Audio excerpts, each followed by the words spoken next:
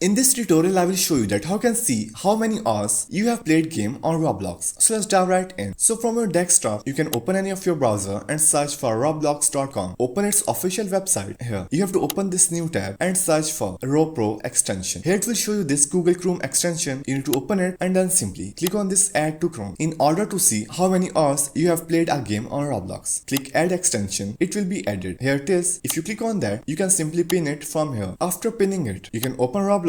And if you refresh it, you will find here this verify RoPro user. Click here. You can simply verify your Roblox account in game. After verification, it will show here. Click here. It will open up this RoPro settings where if you scroll it down, you will find here this experience playtime tracking. You can simply turn it on from here. Now, if you play any game from Roblox, you will be able to see how many hours you have played a game on Roblox. Roblox doesn't provide any feature that can record our playtime. If you want to record your playtime, then that's the only process to see that how many hours you have played a game on Roblox by using this Chrome extension.